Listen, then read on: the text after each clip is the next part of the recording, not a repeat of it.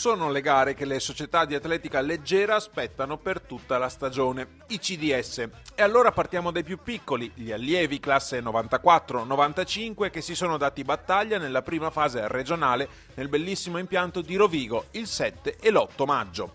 È a loro che il comitato dedica il progetto Talento. Finalmente abbiamo chiuso l'iter preparatorio, entro la fine del mese faremo la serata di presentazione nella quale coinvolgeremo gli atleti tecnici e le famiglie e poi continueremo con tutta l'attività dagli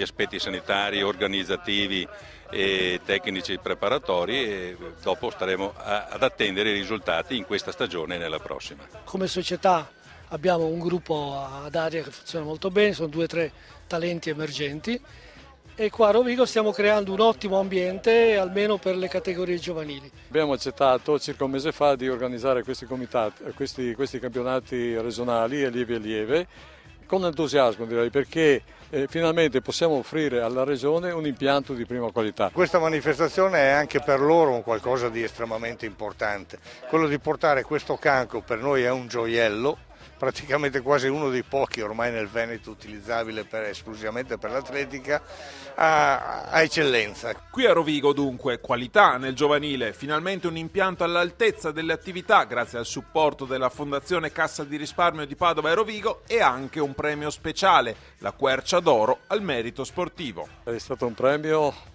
veramente sentito perché ricevere lo stesso premio che 2 anni fa ha ricevuto Berruti e Arese, ecco io ero un modesto velocista e quando correvo ero abituato a vedere il numero di Berruti dalla schiena.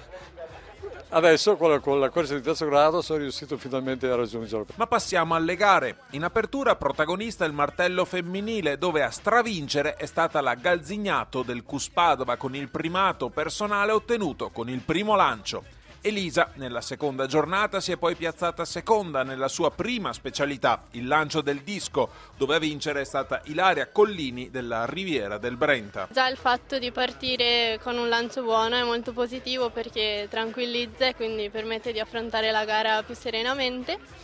E la mia prima specialità è il disco, per cui comunque questa è una soddisfazione in più che può sempre servire, diciamo. Tra le gare tecniche, ecco la marcia, disciplina che tante soddisfazioni ha dato all'atletica italiana.